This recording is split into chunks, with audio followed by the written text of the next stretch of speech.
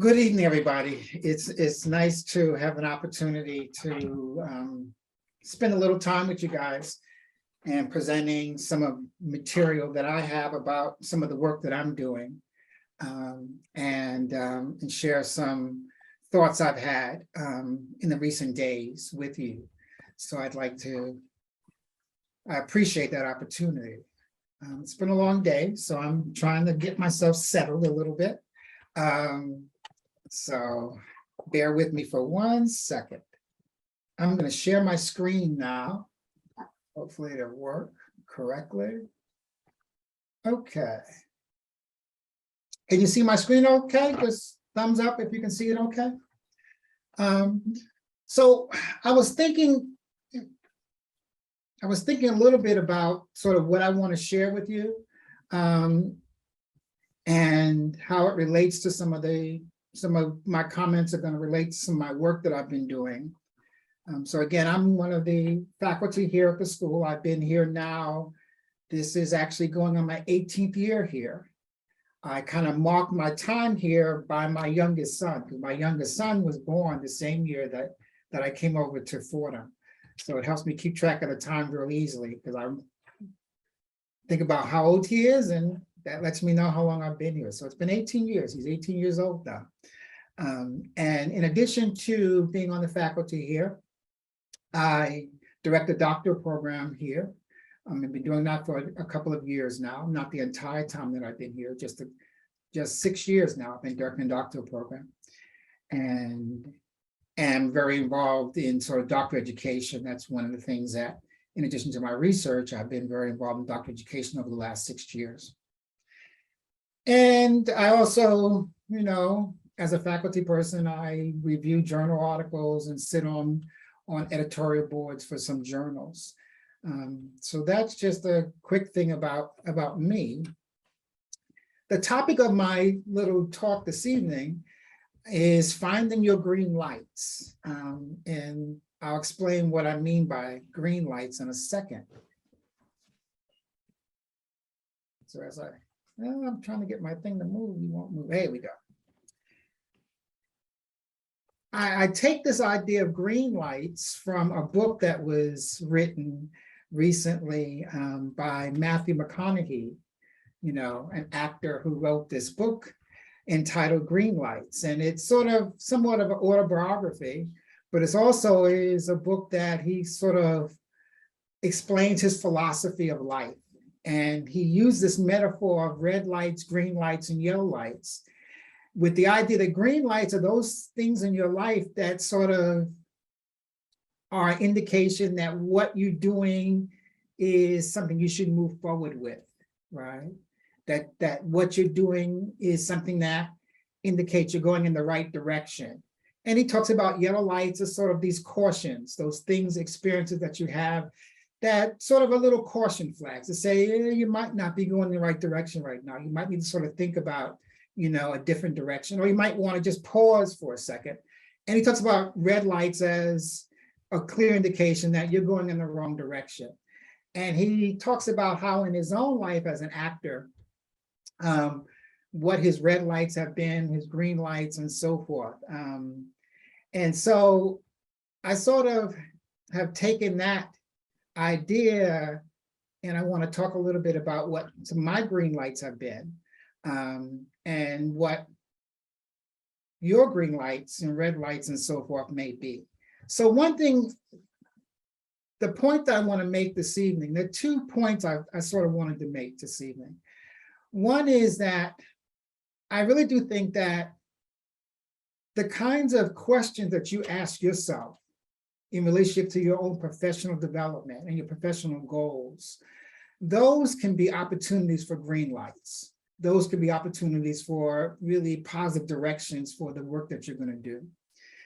And I also really sort of think that when you get opportunities like this particular fellowship, the fellowship itself can open up opportunities for green lights for you. And that's sort of one of the major points that I want to make this evening. But I want you, as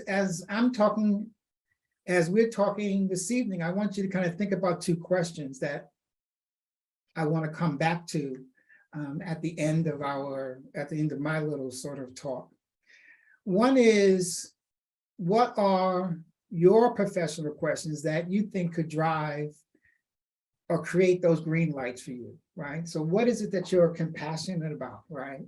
And I really, that particular question became to be really important to me. I was having a conversation with a friend of mine who, he was saying to me that he really felt that his time was so limited, right? That his life was so short. And this is a young man who may be 35, 36, something, right?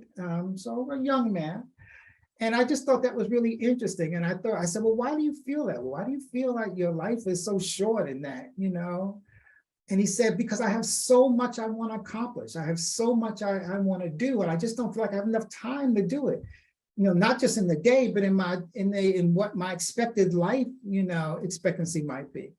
And he's really a very driven person who's been very successful in a short period of time, I would sort of say, in the things that he's accomplished in his life.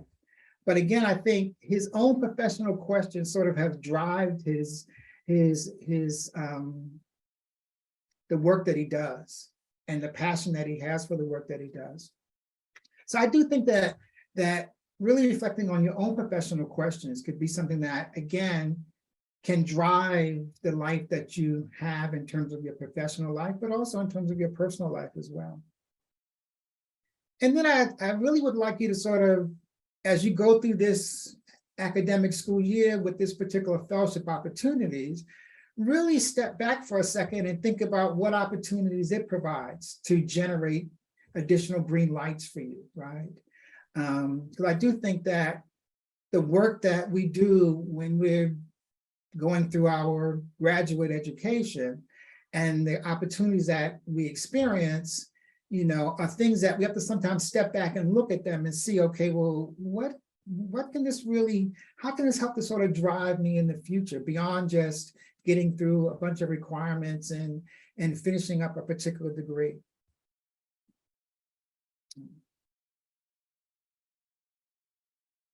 Okay. So again, I think that this is an important question to ask yourself about the fellowship, right?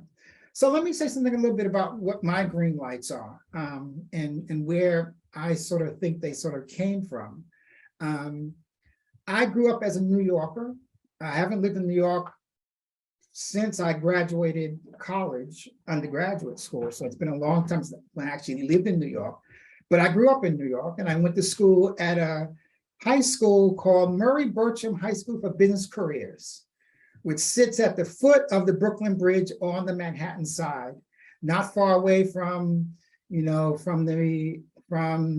actually at the time, not far away from the Twin Towers and so forth, not far away from sort of the center of business in New York City.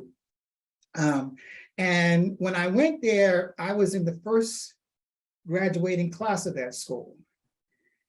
And we had about 100 students in our graduating class, and about 100 students in the school for that first year and a half or so, because they only sort of started with one grade level when they first opened the school. And if you know anything about New York City, 100 in a graduating class in New York City high school is tiny, right? I mean, New York City has high schools that have graduating classes that mirror, college graduating classes. But the interesting thing about being in such a small class, at least for a year and a half, that we were all kind of together, and we weren't even in this building. The building hadn't been finished yet. So we were actually in a bunch of classrooms over at Pace University, which is sort of down the block from us. And we were sort of on 2 floors in the Pace College, and very close quarters. The nice thing about that is we got a chance to learn a lot about each other, right? And the thing that really fascinated me was, what is it that motivates individuals to kind of hang in when things get difficult, right? High school for lots of individuals is not necessarily the easy sort of time of their lives, right? It can be very challenging, right? Especially, many of our urban students who are going to our urban schools. And I was really fascinated by what allows individuals to persist when things get difficult, right? And in particular, I got really interested in sort of high school dropout rates, right? And looking at high school dropout rates. And again, trying to understand what allows some individuals to persist and some individuals to not persist, right? Or to delay their persistence, right? Because these dropout rates don't necessarily reflect that many of these students who drop out in high school actually go back and get their degrees later on. So it's sort of a delay in their persistence, not necessarily a complete, dropout. But I got really fascinated with this issue of dropout and what allows individuals to persist. That then led me to really sort of focus on that question: what actually leads persistence, right?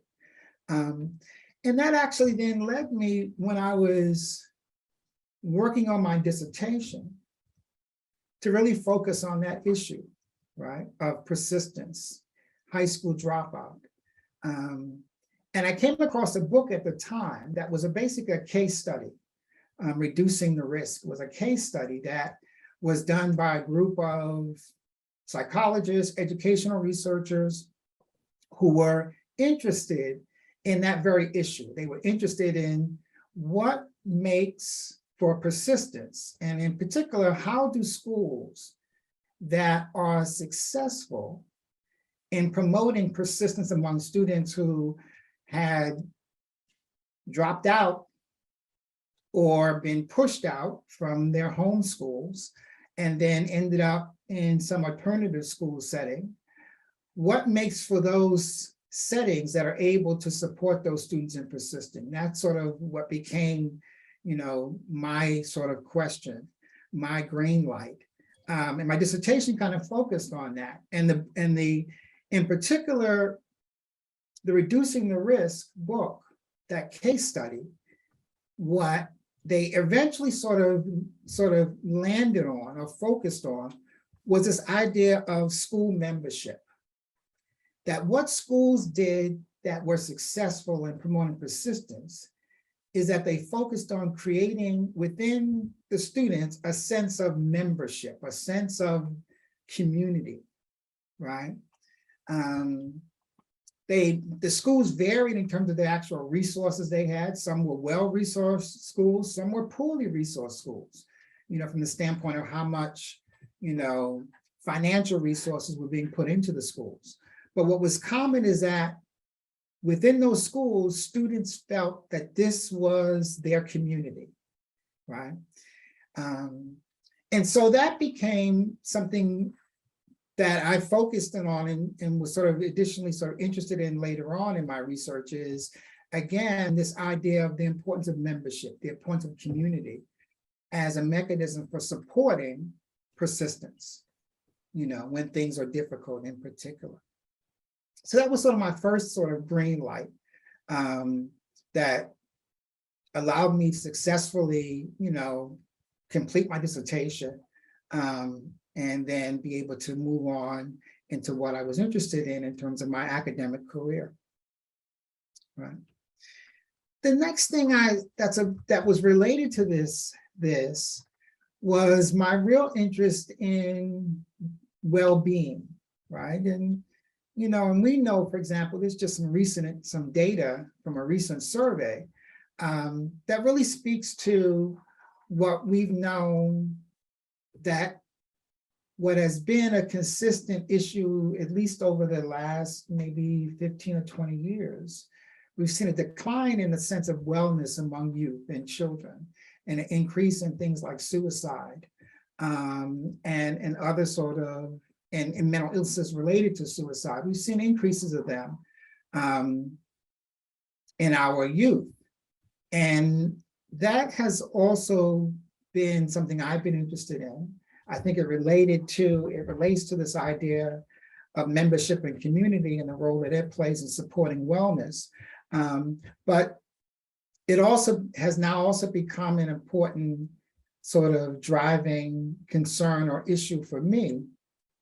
And really asking the question again, what contributes to youth wellness? What is it that supports wellness among our youth, right?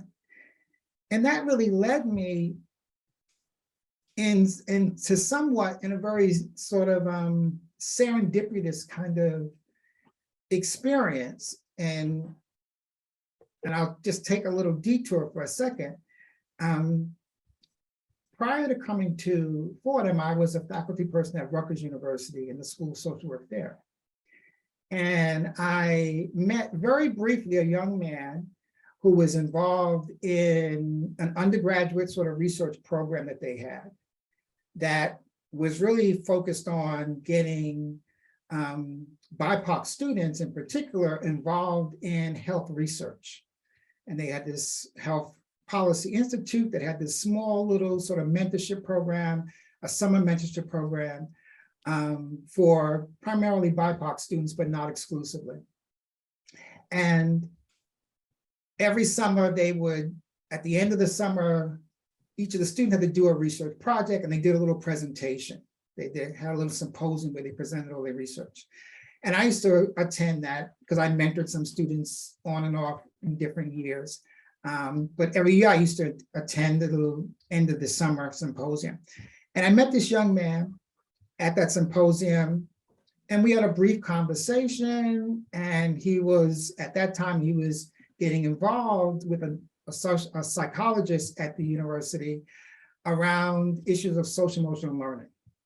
We met, brief conversation, right? And that was really the only contact we had at that time. Fast forward, when I came to Fordham rather, I happened to be walking down the street one day and I saw this young man and I said, we recognize each other. And I said, well, what are you doing here, right? I knew he lived in Jersey. I knew he went to Rutgers, right? I said, what are you doing in the city? What are you doing heading towards Fordham? He was walking towards the, Lincoln Center building. And he said, well, I'm in the master's program in school psychology. I said, wow, that's really great. I said, I just come over here. I'm on the faculty here. He said, wow, that's really great, right? He said, we should have lunch and talk about what you're doing and what I'm doing and that kind of stuff. We should reconnect. So we did. And at that time, he was at this organization called the Urban Assembly. He was doing work at the Urban Assembly, and he was director of their program on social emotional learning. And so we connected and we started talking about social emotional learning, and we started talking about the way in which that, at that time, it was sort of just beginning to be sort of heavily researched and heavily thought about as an important factor in terms of student performance. And we connected around the work he was doing. For the most part, we spent just a lot of time just kind of talking theoretically about some questions that he had in his work and how that might relate to some of my interests and that kind of stuff. So we spent a number of years just sort of talking, meeting and talking and talking. That led to me being involved in the program that he was director of. And it's a school-based program to provide this social emotional intervention to, at that time, a small group of high school students that the Urban Assembly was sort of managing. And that led us to then talk about how social work students, interns, could be a part of that project. And it sort of has grown into a much larger project where we've got probably we've got about 20 schools that specifically are implementing his SEL program within the DOE, and the program is being implemented in other districts around the country now. And the work that he's been doing around the social emotional learning has actually been incorporated within larger DOE efforts around SEL. And so that has led me to do a lot more work with him around social emotional learning as a framework for helping to support youth well-being, by really impacting on looking at how SEL can actually transform the way in which students experience schools, the way teachers interact with students, the way faculty within a school interact with each other, and how that all can then support the development of students. So we've written a paper recently. Actually, this is actually a chapter in a book that we wrote, really looking at, again, the way in which social emotional learning, how is it that social emotional learning, especially when it's focused not just on the students, which tends to be, you know, how people kind of think about SEL, is that it's focused on teaching students a bunch of skills and that sort of stuff. But how is really focusing on the social emotional competencies of the adults in the building, teachers in particular, how does that then translate into better student outcomes, right? Because in order to get support for implementing anything in a school system, you have to be able to speak to the bottom line. And the bottom line is, how is this going to impact on my classroom as a teacher, right? That's the bottom line, right? Teachers don't care about anything else other than how is what you're going to ask me to do impact on my work, right? Because that's what I'm accountable for. And that's what my day is focused on, is my classroom and my work. And so what we wanted to do in this particular book chapter was to connect those dots for a teacher, right? Really show how it is that SEL can actually lead to the improvement in the student outcomes, which is your concern as a math teacher, as a social studies teacher, right? As a language arts teacher, right?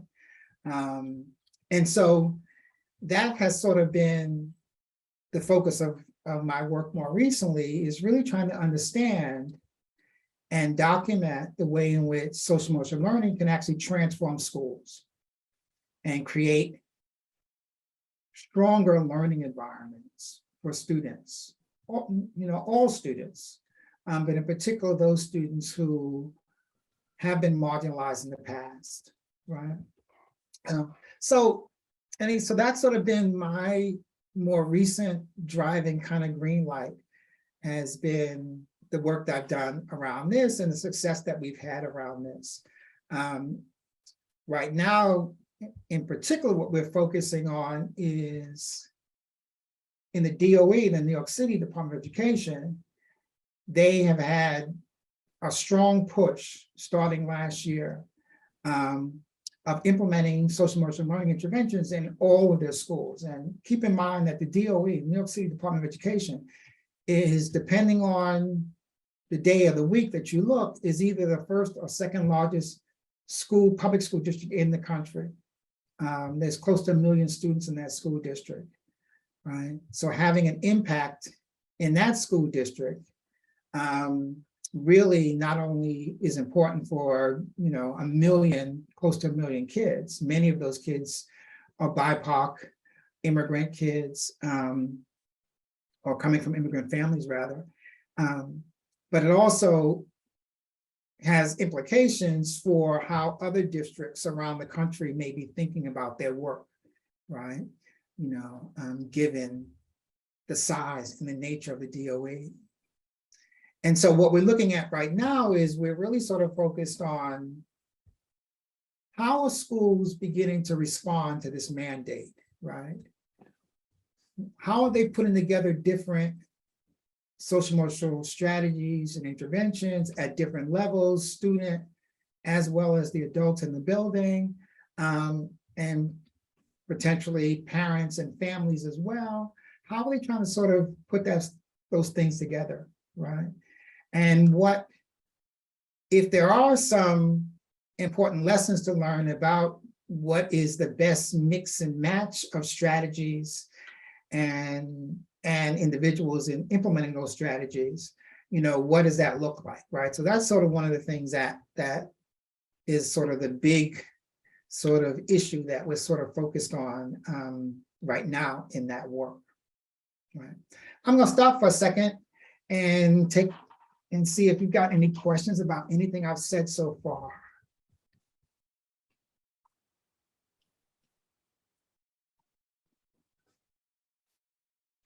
And if you can, use the little icon for hand raising, because, oh, yes, Matt, you're on it, so you're first, but we can't see everyone. Yeah. So yeah, I see Matt, and then I see Dr. Seeley. Sure. Yeah, Dr. Farmer, I have a question. So in my last field placement, we as the interns were responsible for designing and then facilitating the SEL program and the after school program in which we worked. And then subsequently from that field placement, I worked for that organization over the summer as a STEM specialist, and I took a professional development course on teaching STEM from an SEL perspective. I was wondering if you had any like any training or like any professional development on that, because it came up with some pretty interesting, I learned some pretty interesting things on how to do it there. So so let me see, what's your question again? Do I know anything about like teaching, sort of like teaching other subjects with an SEL lens, like STEM subjects, like social studies, like math sciences and such? Yeah, I mean, that's sort of been one of the major things that we've sort of been also trying to focus on. The interesting about the Urban Assembly is that the Urban Assembly provides supports to schools within their network, right? And there's about 22 schools in the Urban Assembly network in the DOE. But SEL is only one of their departments. They actually provide support to, language arts, to math, to STEM, right? So they've got, and that's sort of been one of our conversations across all of those, is how do you infuse SEL into that, right? Into those areas, right? And it's actually a lot easier than people sometimes think, right? If you go back and you just look at the concepts, right? So for example, one of the concepts is self-management, right? Your ability to manage your own behaviors, right? How do you infuse that into, a STEM class, right? Right? How do you infuse that concept into that? Well, anything you're teaching allows you to reinforce the importance and the nature of self-management. If you're teaching kids how to solve a math problem, right? If you're teaching them how to, understand some complex set of sort of physics concepts, right? Okay. The ability of a student to step back and look at how we manage that learning, how they manage themselves, that learning, right? Okay. The role that their own emotions may play. So for example, are they the kind of person who is anxious about mathematics, right? How do you manage that anxiety when you're now being introduced to some new mathematical concepts, right? Okay. So one of the things that we've always sort of focused on is that any one of these skills you can then relate to a particular topic that you're teaching, right? Because all these skills relate to learning, right? And how we go about learning something, right? They relate to how we interact with each other during the learning process, right? Okay. So self-awareness and social awareness relate to how we interact with each other during this learning process. So it isn't so much that what we've sort of have focused on to some extent, it's not so much that we have to figure out how do we specifically teach the skill in the context of, right, a particular topic, but how do we reinforce the skill within the context of a particular topic, right? So what are the opportunities to reinforce self-awareness, right? What opportunities to reinforce relationship skills? These SEL concepts within the context of us learning, right? Okay. So if I'm in a class where we have opportunities to work in groups with each other, well, if I'm going to be successful in working in groups, I've got to have some degree of self-awareness, some degree of social awareness, some degree of self-management, right? All these skills have to be in place if I'm going to be successful in interacting with people in a group while we're working on a project, right? So the idea here is that, and this is sort of the way the Resilient Scholars program is sort of structured, right? It's structured in that there needs to be specific instruction around these competencies. And the way that's organized, for example, is that in high schools in New York City, students have a particular advisory period, right? During that advisory period is when there's direct instruction given to students around these competencies, what they are, how do we manage them, how do we develop them, right? The direct instruction happens in the advisory class. The other classes, they're not focused on direct instruction. So when you go to your English class, your math class, your chemistry class, they're not focused on the direct instruction around the competencies. They're focused on how do we reinforce them? How do we give students opportunities to practice, for example, self-management, relationship skills, responsible decision-making. So in the assignments that we have, in the way in which we organize our pedagogy, the way in which we teach, right? How do we give students opportunities to have reinforced those competencies? How do we give them opportunities to see a teacher model those competencies, right? Okay. So that has been one of the approaches that have been taken to support the infusion or the development of SEL competencies, having that infused across different content areas, right? You need direct instruction, so students do need to be directly instructed, but more importantly, they need to have opportunities for that reinforcement and that modeling to occur. And that modeling to occur from real people, right? So a teacher actually modeling self-management, right? Modeling relationship skills, right? For students. And then a teacher being able to then reinforce that when they see that in their students. Okay. I hope that answers your question a little bit. Yeah, sure does. Thank you for sharing. Sure. Right. And Matt, I think we will have more opportunities to talk about that through our seminar, our field advisement seminar from week to week. But Dr. Farmer, my comment was to you to thank you for this topic. I didn't know this was your topic for today. And it is so timely, so timely, especially for our pipeline interns, because I hear when we think of schools, it's a good thing and I want to be a school social worker, but it really doesn't allow me to do clinical work. I'm not doing clinical work because we don't diagnose in schools. We don't do, and the list is quite long. Mm-hmm. And that's where I go to town in trying to show how important this work is. Those of you in schools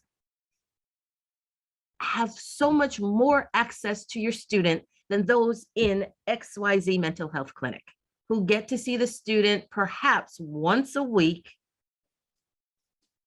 But those of you in schools, even though you may only have a formal official session once a week, but you can observe, you can have groups, you have lunchroom, you have gym, you have so many other opportunities to talk to teachers. So those of you who are not in schools, you got to make that phone call, or hopefully you're thinking now, how is my student doing academically? Have I spoken to the teacher? Using your IBH understanding, should I be calling the teacher? Is there something within the school that I should also be bringing to my mental health clinic sessions? But those of you who are in the schools are on the ground, seeing these things, seeing the interaction. And I'm not going to take up a whole lot of Dr. Farmer's time, but the school opportunity is just as rich as the other experiences that your colleagues are having. And so you should be talking to each other. As a parent of children with IEPs, this needs to happen. The integration needs to happen. And so I just want you to see the beauty of what you're doing and the impact of what happens in the schools. And if you're not in a school, that's great, because the other opportunities are rich as well, but you need to be talking to each other. The benefit of the child, the benefit of the family matters with you connecting with each other to get that full holistic wraparound services for the students. So thank you, Dr. Farmer, for bringing it to us. And I'm going to be sending some of my school folks to you to have that conversation, because I know you're passionate about school social work. And until tonight, I didn't know how far or how long that history of your passion went back. So thank you. Sure. I mean, one of the things I want to say, and then we'll get back, I saw some hands go up, so we'll get back to that. But one of the things I want to say, as someone who has spent a lot of time working in schools, right? I mean, as an undergraduate is sort of when I began to sort of work in schools. I was a research assistant at a learning research and development center, which is basically a center that was established by the federal government to basically develop teacher training programs, right, in part, and to support school districts in school reform efforts that they were undertaking. And from that point on, what I understood very carefully was that the role that we can play is important in terms of our direct work with students, and whether it be small groups or whether it be individual work, that's important work that we can do with students in school systems. But the other important work that we can do is with the adults who are with that student every day for 5 or 7, 8 hours a day, right? So I used to tell, some of my colleagues, yes, I can have 45 minutes with that student in a day if I'm lucky. But that teacher is with that student the entire day. And that teacher can unravel everything I've done in 45 minutes very easily, right? So if I'm not in that classroom on occasion, sort of seeing that interaction that's happening between the student and the teacher, and being able to coach that teacher a little bit about how to better work with that student and what the issue, and how to better support that student and support their families and so forth, right? Then I'm not going to have the kind of impact that I'd like to have. It's just not going to happen, right? And so I do think that if you're working in schools and you're not working with teachers, then you're missing out on some great opportunities to really, magnify your impacts, right? If you're not working with the administrators in that building, right, who are in charge of trying to manage and support students' behavior, right, then you're missing out on some great opportunities. Because those individuals, here's what I learned when I started working with teachers. Teachers don't spend a lot of time learning about how to manage students' behavior. They don't. That's not any teacher education program you go to, that's not the focus. They unfortunately assume that students are going to come eager and willing to learn, and that behavior, occasionally you're going to have some behavior problems, but it's not going to be an issue for the most part. They're coming from environments that are going to support their learning perfectly. That's the model in which most teachers learn how to be teachers, right? And so we have to support them in the fact that, unfortunately, that is not what most urban students look like, right? You know, they're coming from challenging environments, you know. They're coming with challenging backgrounds in some cases. And you need to know how to work with that because it's not the perfect urban or suburban student who's coming, you know, ready to learn, no baggage, you know. And let's remember, we've coming off of, or if some of us might say coming off of, a global pandemic where the last 2 years of their existence has been totally turned upside down. Dr. Seeley, it's not over. As you know, as you know. I caught myself in Just saying going that on record. might be wishful thinking on my I know, part, but yes, but their experience has been totally turned upside down. for sure. And Yeah. I guess I would add, I just want to jump in, and Eric, I see you, and I want you to hop in right after me, but I want to take this opportunity to connect some dots to what Pipeline really is all about. And I know my class is in integrated behavioral health this past week, you know, we were talking a lot about prevention. We were talking about universal prevention. We were talking about targeted, and we were talking about selected and indicated levels of prevention.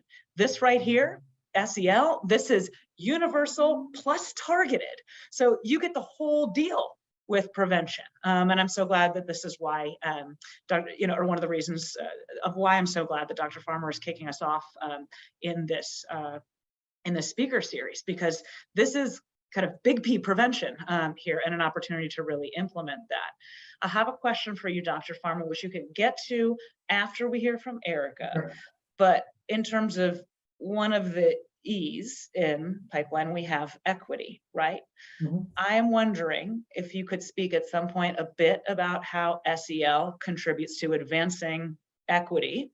And I would argue that it's also advancing health equity because you are specifically targeting the social determinant of health, of education. And perhaps you might be able to speak a bit as to how the infusion of SEL or the implementation of SEL programming disrupts the pipeline that we don't really like in our group. We have a different kind of pipeline, but the school to prison pipeline is the one that I'm thinking of in particular. But we can hold on that. Eric, I know you've been patiently waiting. Please go ahead. No problem. Good evening, everyone. Sorry, I have a little cold here.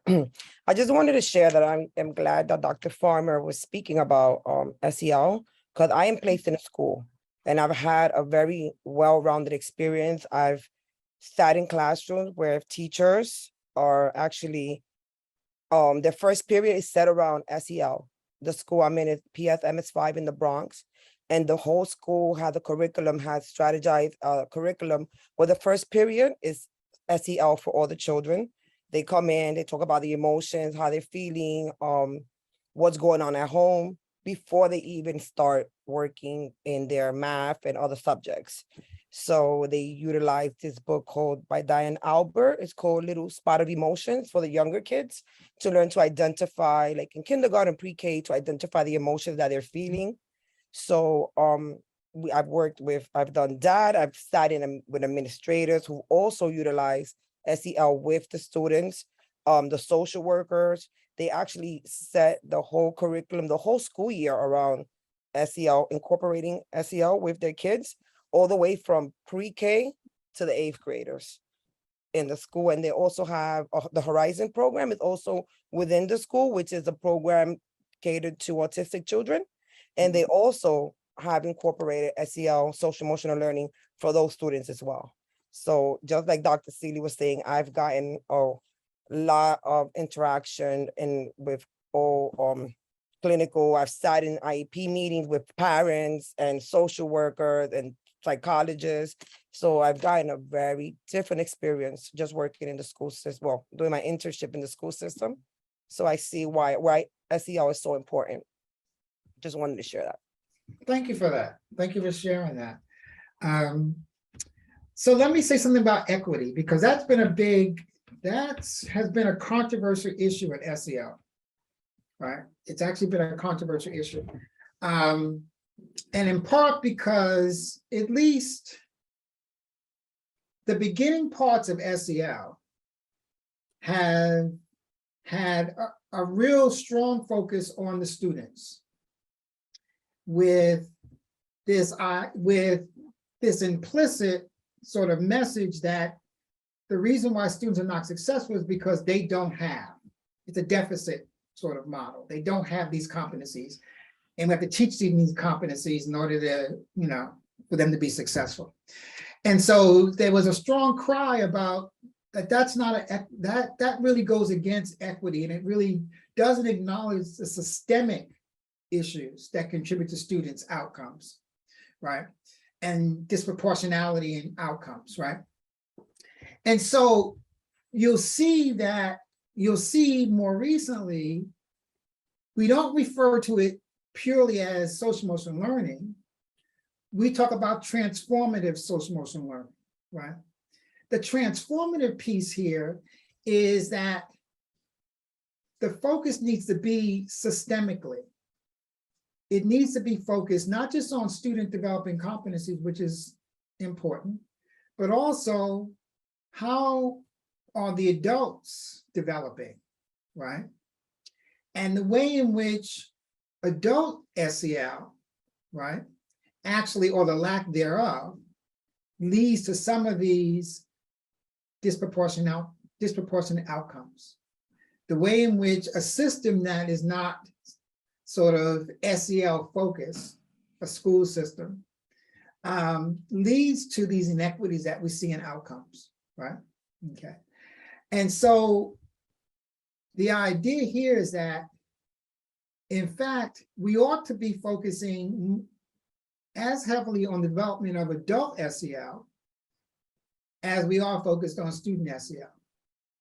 And that only by addressing the adult SEL issues can we deal with equity.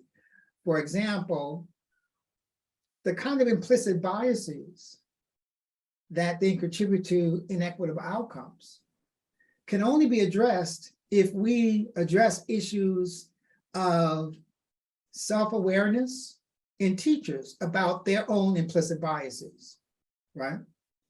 And that we look at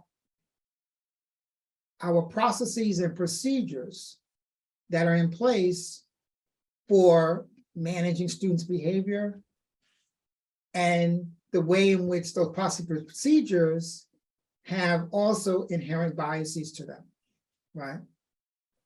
So we have to have an SEL lens in looking at our procedures and processes and our structures in the school system.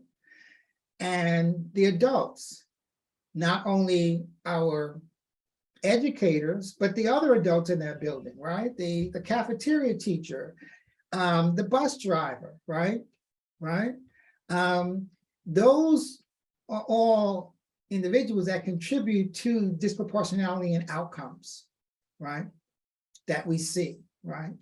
And so this whole issue of transformative SEL is that we have to use that framework to transform the system and not just the students in the system, right? And so you'll see a lot more attention to that idea of transformative SEL.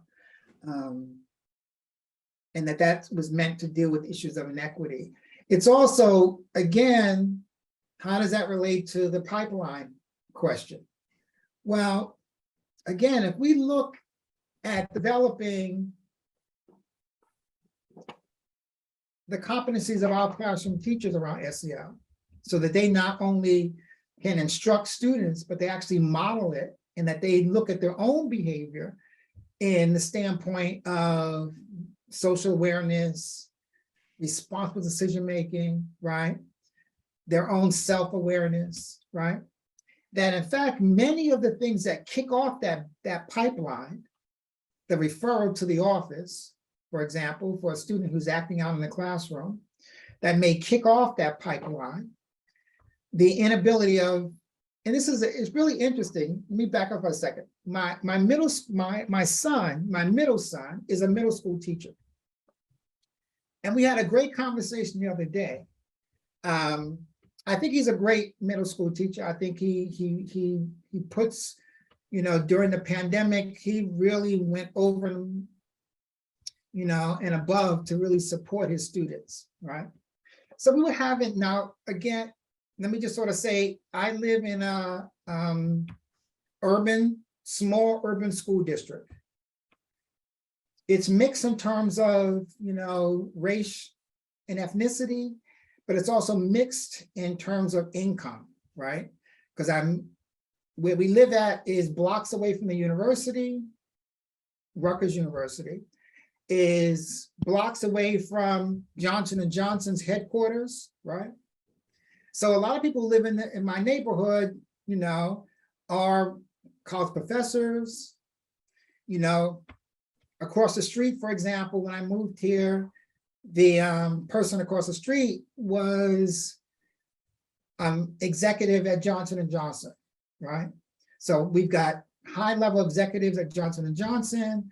We've got people at the university who live here, but we've also got people, immigrants, people immigrated here who are working, in the service industry at the university, at Johnson & Johnson, at one of the local hotels and stuff. So we've got people at the lower income, range as well. And so that's what our school looks like, that sort of mix, right, of students. And so the conversation I had with my son was, he was talking about how the school is struggling with some of their middle schoolers, their sixth graders in particular, teachers sixth grade, that there was a feeling that faculty was struggling with those students, that they were these explosive students, right? They had a lot of explosive students, and that teachers were afraid of the students, right?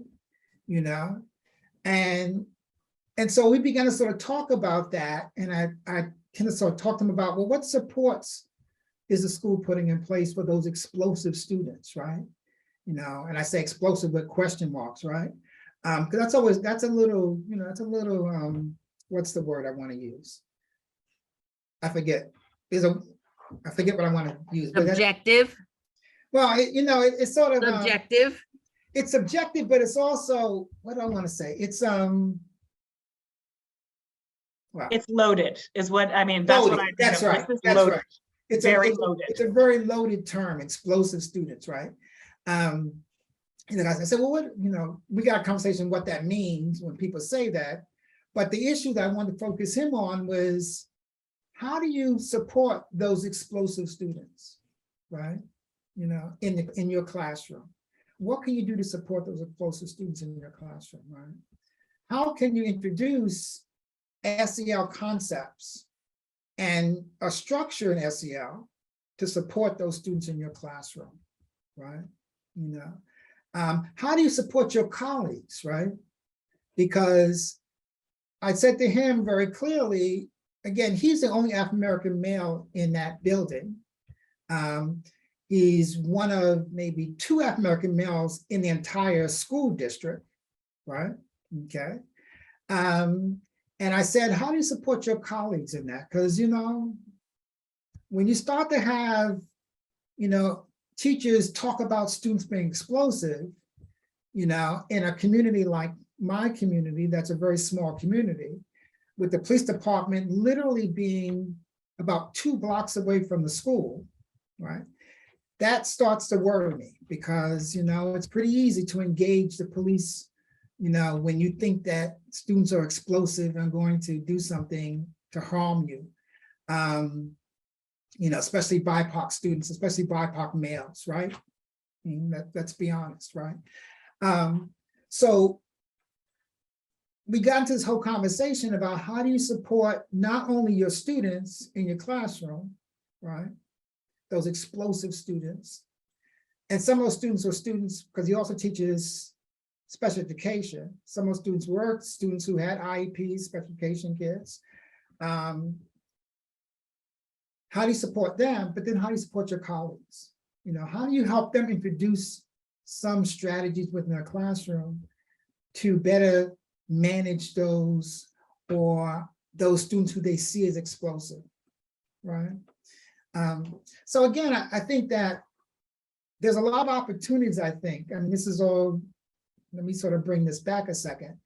I think that SEL provides a lot of opportunities for us to look at systemic issues that can support students' success or push them out the door, right?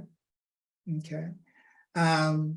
And that's really how I think it relates to the pipeline issue, is that if we create better supports for students and better supports for teachers, who we have to sort of say, you didn't come into this prepared to deal with the students that you have. You came in this job to teach math, and you thought that's all you're going to have to do is stand up in front of the board and teach math. But you didn't come in here saying that you are with the idea that you're going to have to manage students' behavior and create structures and supports for students to develop their own sort of emotional capabilities, right? You didn't come in here with that. So you need supports into how to do that, right? And I think that's where we come in, right? When I was a school social worker, I spent more time with teachers than I spent with students, right? I spent more time hanging out. I used to tell people, I hang out in the teacher cafeteria, right? Instead of me eating my lunch, I go in the teacher cafeteria and hang out, talk with them about, you know, students and how they're doing and that kind of stuff, right? I spent time going into their classroom, right? Coming in your classroom today, I'd like to observe so-and-so who I'm working with, right? But I'm more observing that teacher than I'm observing that student, right? You know, and to me, that allowed me to have a greater impact, right? Than the work that I was doing with individual students, right?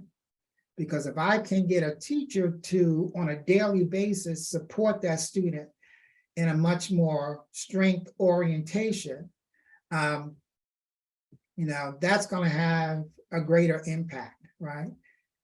I had to recognize, for example, when I first started school social work, I had three schools. When I left, I had 5 schools, right? Okay. And the third largest school district in the country, Broward County, right? No way was I going to be able to support all the students who needed support, right? But if I was working with their teachers, one teacher, that's 25 kids in that teacher's classroom, right? 2 teachers, that's 50 kids, right? Okay. My reach can be a lot bigger if I work systemically. And teachers really appreciate the support, right? You know. Okay, other comments, questions? Go ahead. Can I just add that, so for those of you who are in schools, he's singing your tune, he's walking down your street. But for those of you who are not in schools, that's where you come in to contact the teachers, to contact the folks, to see how your student is doing in the school, because you want to see how you can work in that integrated approach. So if you're just seeing them outside of the school and in an outside environment, there's information you don't have.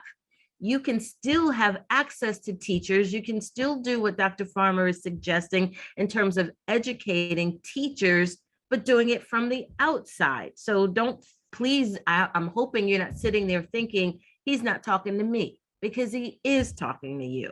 And this is the work that you can still be doing, but using that integrated behavioral health approach. So you still have an impact in making those inroads with teachers to understand your students and what's going on for them using SEL, but from the outside. So please stay tuned. He's talking to you too, if you're not in the school. Yeah, and I would agree. Prior to me getting my master's degree, I worked as a public health social worker, and I worked in a maternal child health program. And for whatever reason, I ended up having a lot of sort of teen moms on my caseload, right? And so I spent a lot of time reaching out and connecting with their teachers and with their principals and so forth, right? At the time, they still had a high school that they had set aside for teen moms, believe it or not. And so I spent a lot of time, in that school, right? Kind of following the young moms who I was working with, and trying to better understand what their experiences were in school and how we could support them better, right? As they were trying to become parents, right? Or trying to get through a pregnancy. So yeah, I was on the outside. I was working in the public health department at the time. But again, it still allowed me to connect with these young ladies' schools. And clients appreciate that. Mhm. Kids say, oh, snap, Dr. Farmer called Dr. Ross. They talk to each other. They do, it makes a difference. And they see your investment when you reach beyond the four walls of your silo. So reach out. That's what the IBH approach is all about. Get the release though. Definitely get the release, of course. Yeah, you need to release. Of course, if you're in that health setting, but also like you really do yourself a disservice and your patient a disservice if you do not contact the school and work with the school. I mean, especially working in pediatrics, kids spend most of their time at schools, and it can be an incredibly valuable source of information as well as a partner in creating that whole person-centered kind of system of support. And now I'll just leave it and let Dr. Pharma get back to his talk. Any other comments or questions so far? Right. Laura, was that a hand? It was, but I didn't want to interrupt if Go you ahead. had something else. Okay, Good. I just wanted to say I'm also placed at a school, and everything that you've shared, I'm so thankful for, because what we primarily do, the organization that I work for, is SEL, but the context that you gave and sort of the bigger picture of how we can make real change by addressing the adults in this space, because we focus a lot on our kids, and I feel we don't focus enough on the, professional development or like the working with the teachers to really train them on these skills. So we have a lot of skills that we work with the kids on that then we see the adults aren't even really familiar with. So that was really interesting and I think helpful. Yeah, and really, it's so important because they need to see those skills modeled, right? And the best model is that teacher who's in front of them. How are they modeling that, right? It was interesting that we would do these exit interviews with the students who were participating in, the intervention, the Resilient Scholars intervention. And we'd ask them, how are they applying these competencies, right? Because again, our major concern was, are they generalizing what they're learning, right? So yeah, we can get them in the particular advisory classroom to demonstrate it and to show it and that kind of stuff. But are they really able to see these concepts and apply them when they're in the cafeteria, when they're in the math class, that kind of stuff? So we'd ask them, in what ways are you seeing these concepts and applying them, right, in your daily life, right? And they would always talk about, not always, but many of their comments were about what they saw in their teachers, right? Both good and bad in terms of the modeling of the behaviors, right? That they were able to,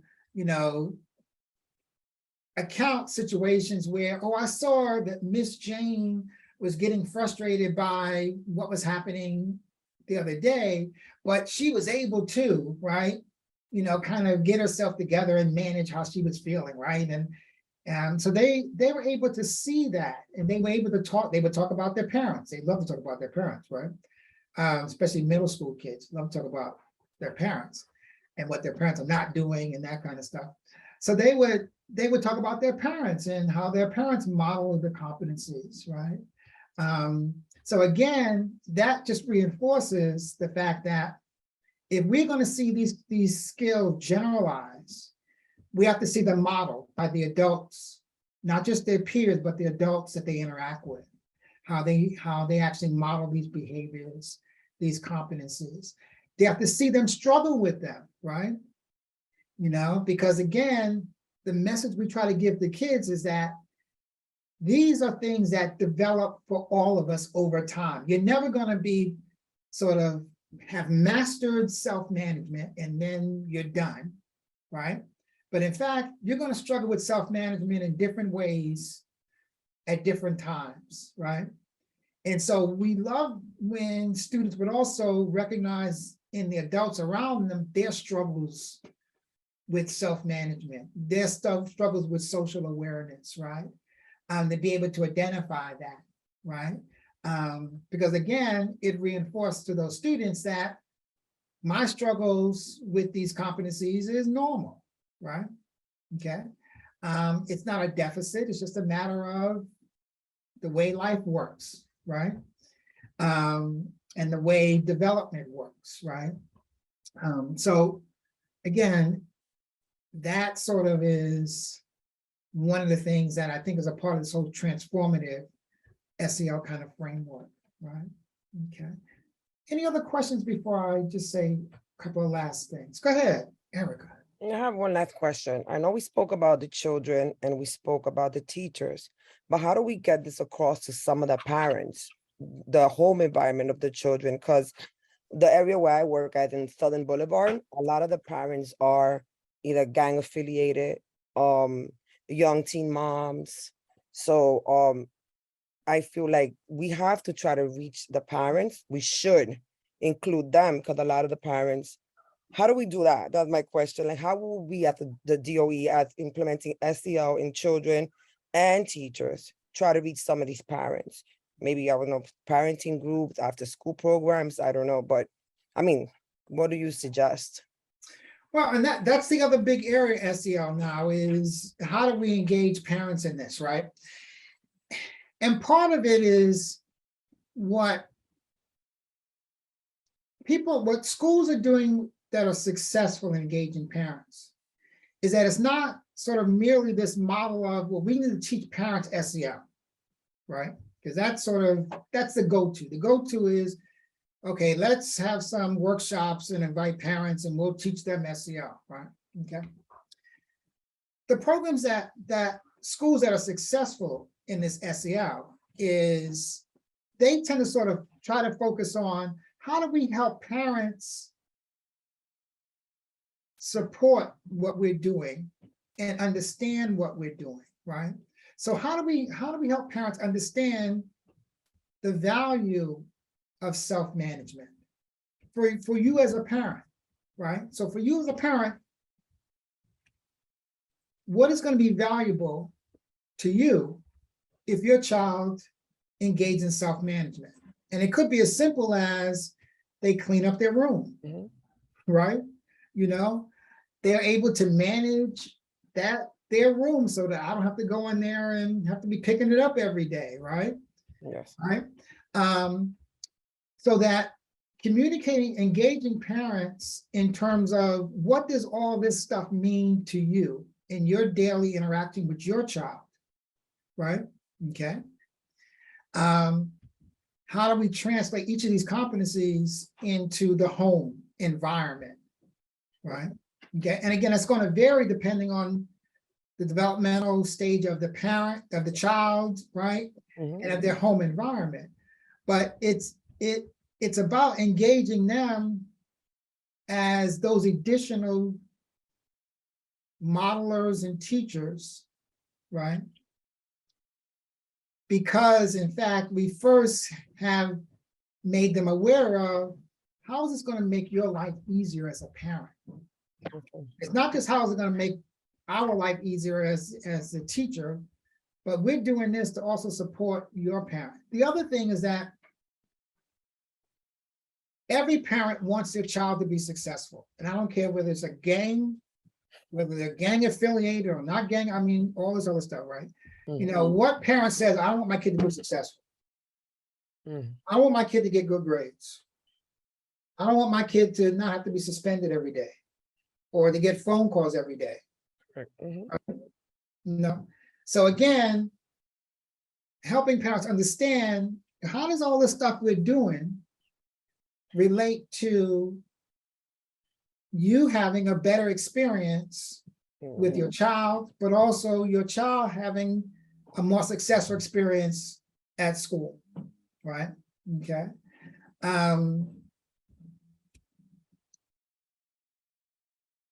The other point I wanted to make around this was we have to also help parents understand that we're not talking about labeling your child, right? And identifying your child as having some problem or some disorder.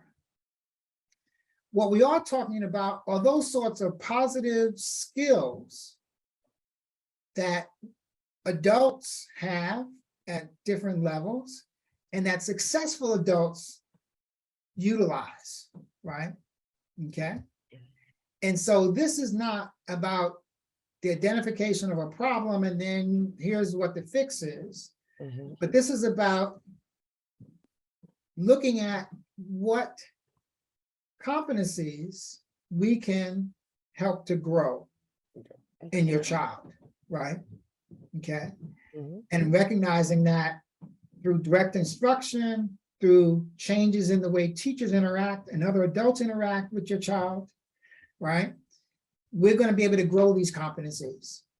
And that these are competencies that universally will put your child in good position to be successful, no matter where they go at, right?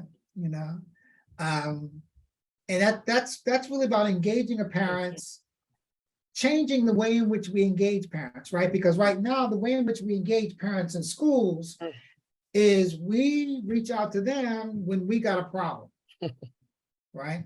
Yeah. Okay. And that's how they learned about the way in which we engage with them, is that you're only going to reach out to me when there's a problem, right?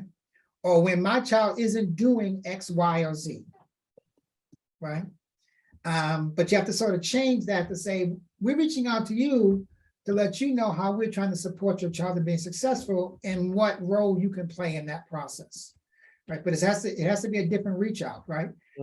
In theory, every school in New York City has a parent outreach person.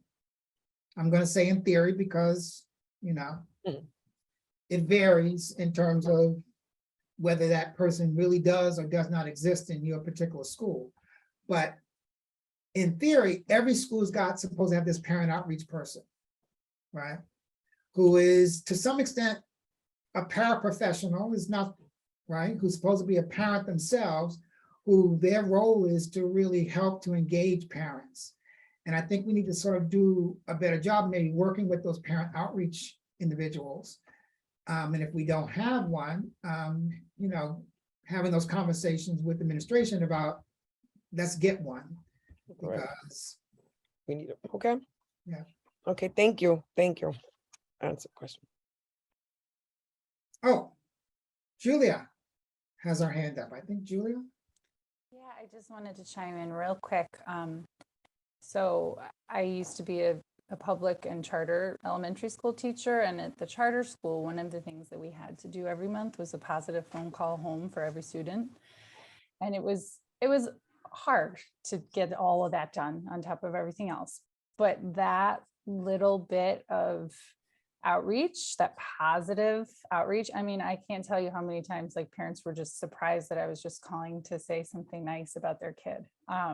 But it went a long way. Like, so when you're talking about that, it just really made me think of that. I wanted to share that. Yeah.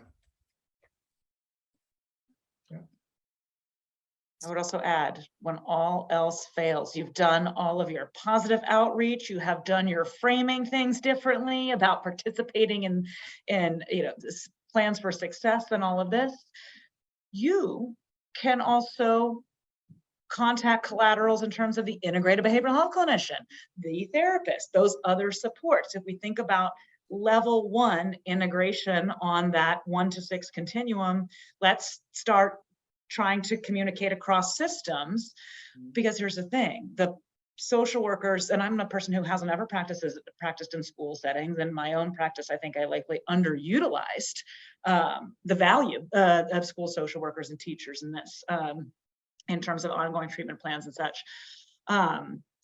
But I think you can also initiate support with the behavioral health, mental health, integrated behavioral health providers as well.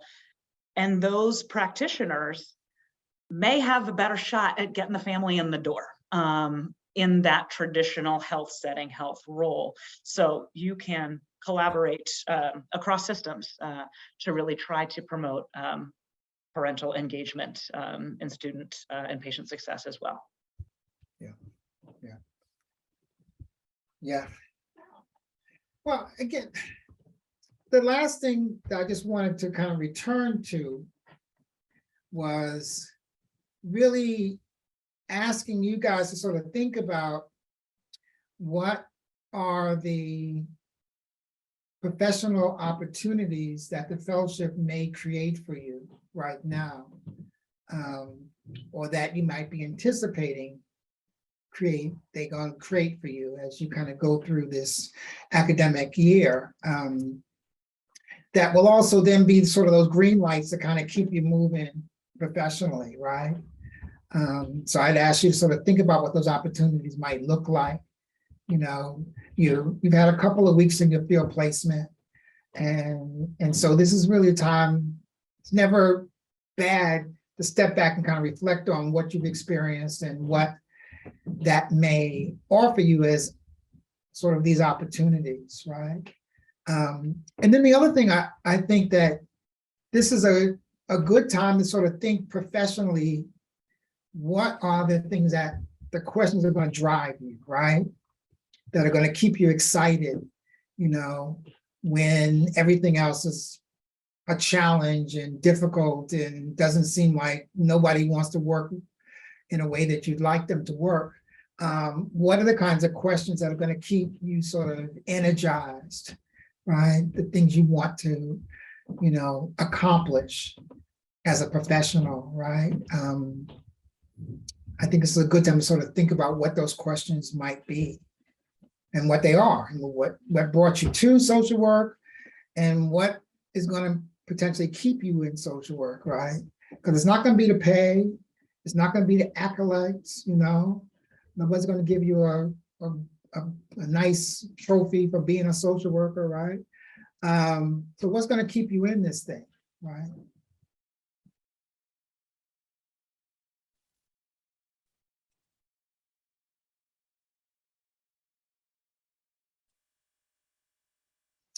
Somebody's got their hand raised. I see Laura. It's Lori. Can you hear me okay? Go ahead. Okay. So I just wanted to add, I'm a former teacher, and last year my placement was in a school, and in integrated behavioral health, we're talking about a lot about language and how we need to adopt language. And I think if you're in a school, what was most helpful for me was observing the student when they were acting out to see what their triggers were, but then to also see what the teacher's triggers were and to adopt their language and their strategies. So if they were, you know, a physical presence teacher where they would move to the student, then in therapy, I would move to the student to kind of, I guess, maybe introduce and make that not so threatening to the student if that was their trigger. Or if there were words that the teacher used in his or her classroom or their classroom, I used those words in my one-on-one therapy sessions, and then made sure that teacher knew that I was using those words. And thank you, I learned that from you. And so it's that sort of adopting language that you can repeat for the child, and then use that with the parent, and then use that with the teacher, and it all becomes truly integrated. And I think it's really, really meaningful in a school to always remember that teachers they rarely know what's going on in that child's home. They don't have a sort of information pass. Some schools do, but typically teachers teach and they don't know the background. And so you always have to be mindful of that their reaction is human.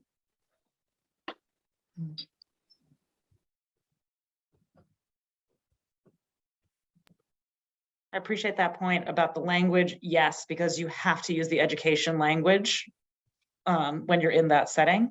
I think also the point about almost building a working alliance with the teacher is much like what we talk about in integrated behavioral health in terms of building an alliance with your interprofessional team. It is also much easier to support change in perhaps somewhat problematic use of strategies if you have that alliance. So we'll just add that as well. Mhm. Yeah.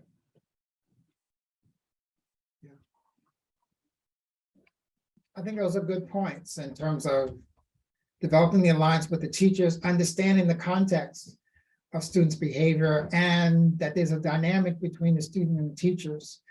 And you have to sort of understand that dynamic in working with the teachers. I mean, I think that's what our colleagues who study applied behavioral analysis do really well.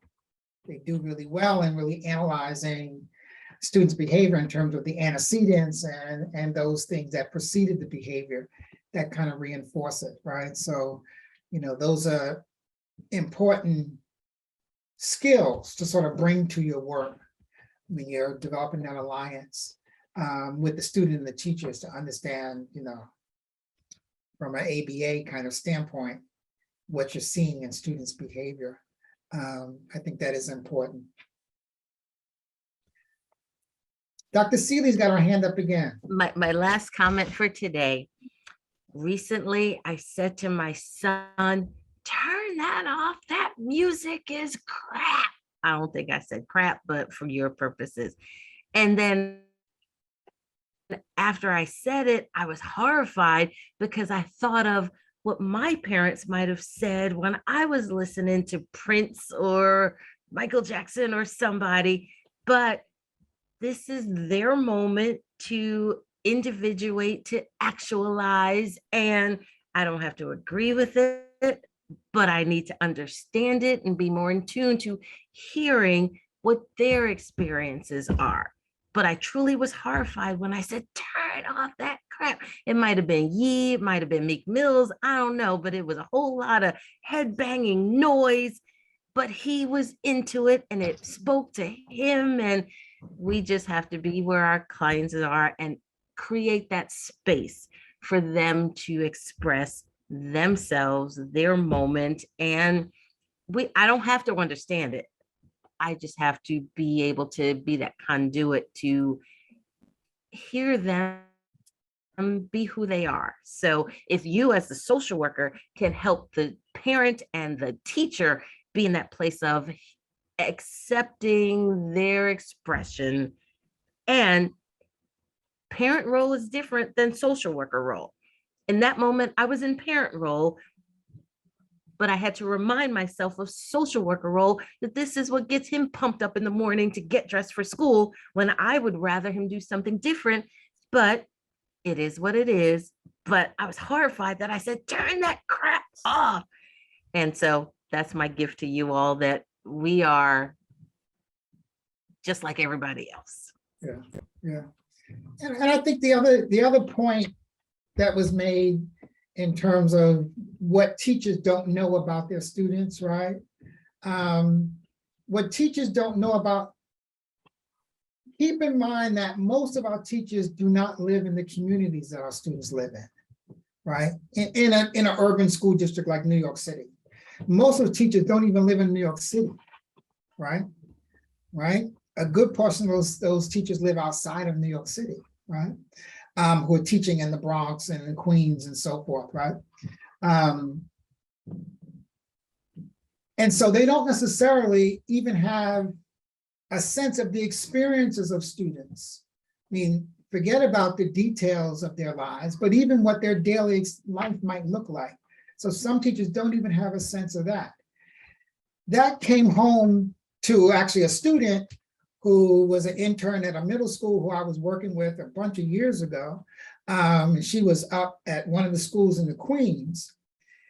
The student was there and she was sitting with a teacher who was sitting with a student, and it was sort of a casual, there was nothing going on in terms of a problem. It was in between classes and the student was waiting and the teacher was waiting and they were just sort of sitting chatting. And this was a school a middle school where more than 3/4 of the students in that middle school actually were living in a shelter, right? It was, and this kid was living in a shelter, right? And they were talking about, where they lived at, and, the teacher was sort of sharing a little bit about her experience. And this was an African-American student, African-American teacher. And what came out in the conversation is that the student asked the teacher, or realized during the course of the conversation, the teacher had a house and grew up in a house and had never lived, outside of a home, right, that the family had. And the student was like puzzled by that, right? And this was like a 7th grader, so it's not like a young child, it's like a 7th grader. And the student was puzzled by that. And the student, at one point, the student sort of leaned into the teacher and said, "You've never lived in a shelter, right?" And the teacher said, "No, I've never lived in a shelter," right? And the student for that particular student, it was like unimaginable that a person who looked like that student, right, had never lived in a shelter, right? That student felt that was sort of the typical experience of an African-American growing up in New York City, that it was typical for you to live in a shelter, at least at some point in your life, right? And that really sort of, for the teacher as well as for the intern who was sitting there listening to the conversation, really reinforced how much that teacher's own lived experiences reflected the experiences of the student, right? And while on the surface they, were both African-American, right? They had very different lived experiences, right? And again, that's a part of understanding who that student is and where some of that behavior comes from and so forth, right? Is understanding what that student lived experiences are like. That at the end of the day, that student was going home to a shelter. At the end of the day, that teacher was going home to her home, and she's always lived in, and very different life, right? Very different set of experiences, right?